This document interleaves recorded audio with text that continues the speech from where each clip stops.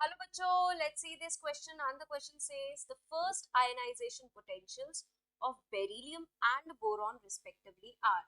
तो क्वेश्चन में क्या कह रहा है बच्चों की फर्स्ट आयनाइजेशन पोटेंशियल बेरिलियम और बोरॉन का क्या क्या होगा। तो बात करें बच्चों बेरिलियम और बोरॉन की, तो बेरिलियम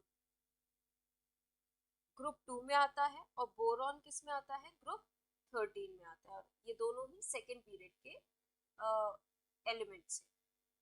अब देखिए बच्चों, आयनाइजेशन पोटेंशियल क्या होता है।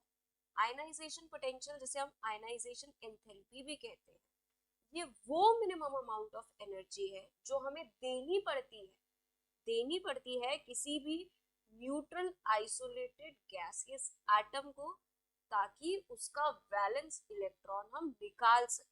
तो उस वैलेंस इलेक्ट्रॉन को निकालने में जो एनर्जी रिक्वायर्ड होती है उसे हम कहते हैं आयनाइजेशन पोटेंशियल या फिर आयनाइजेशन एनर्जी। तो यहाँ लिख लेते हैं minimum amount of energy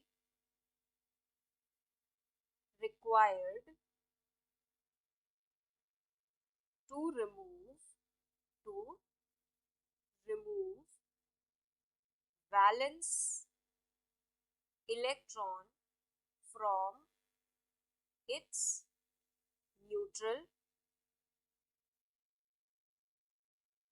isolated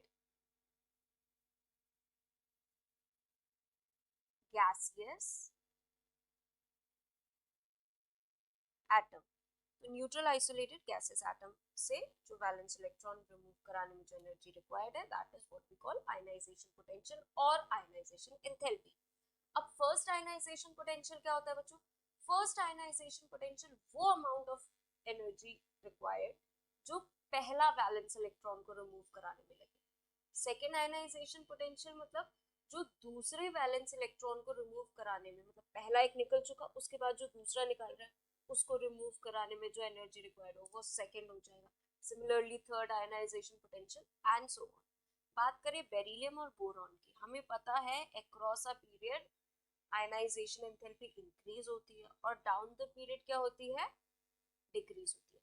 बच्चों यहाँ पर न्यूमेरिकल वैल्यू है तो उससे डरने की जरूरत बिल्कुल नहीं है, ना आपको याद करने की जरूरत है कि इतनी बेरिलियम की होती है, बोरॉन या किसी भी एलिमेंट की कोई आयनाइजेशन पोटेंशियल की वैल्यू जो है इलेक्ट्रॉन वोल्ट में याद करने की जरूरत नहीं है।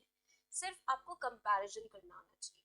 कैसे, कायदे में देखा जाए तो बेरिलियम और बोरॉन में बोरॉन का आयनाइजेशन पोटेंशियल ज्यादा होना चाहिए था, क्योंकि वो ग्रुप 13 का है और ये ग्रुप 2 का है। ठीक है, तो और across a period ionisation enthalpy increase होती है।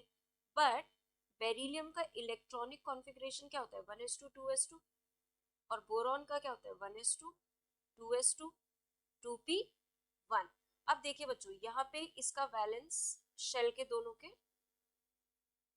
वैलेंस सबशेल बना दिया और उसमें इलेक्ट्रॉन फिल कर दिया। अब देखिए बच्चों, यहाँ पर 2s में ऑलरेडी वो स्टेबल है, हमें पता है फुल्ली फिल्ड और हाफ फिल्ड और ज्यादा स्टेबल होते हैं in comparison to other electronic configurations.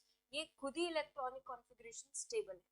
ठीक है, अब यहाँ पर इलेक्ट्रॉन को रिमूव कराने में एनर्जी ज्यादा रिक्वायर्ड होगी। क्यों, क्योंकि जब हम इनके इलेक्ट्रॉन को हटाएंगे यहाँ से तो क्या होगा, इनकी स्टेबिलिटी घट जाएगी। ठीक है, और जब P में से इस P1 का जो इलेक्ट्रॉन निकालेंगे तो इसमें ज्यादा एनर्जी रिक्वायर्ड नहीं होगी, क्योंकि जैसे ही ये निकलेगा 2s मिल जाएगा जो कि फुल्ली फिल्ड है। ठीक है, तो इससे हमें ये पता चलता है बेरिलियम का जो आयनाइजेशन पोटेंशियल है वो बोरॉन से ज्यादा होगा। अब बस हमें यही देखना है, पहला वाला जो भी वैल्यू होगी वो बेरिलियम की होगी और दूसरी वाली बोरॉन की।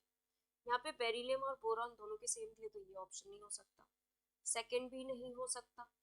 थर्ड पे बात करें बच्चों, तो थर्ड में है कि पहले वाले की कम है, मतलब बेरिलियम की कम है और बोरॉन की ज्यादा है, जो कि गलत है। फोर्थ में दिया है कि बेरिलियम की ज्यादा है और बोरॉन की कम है। ठीक है, और यही तो हमारा ऑर्डर है, तो मतलब करेक्ट ऑप्शन क्या हो गया, option D. I hope all of you understood very well. Thank you and best of luck.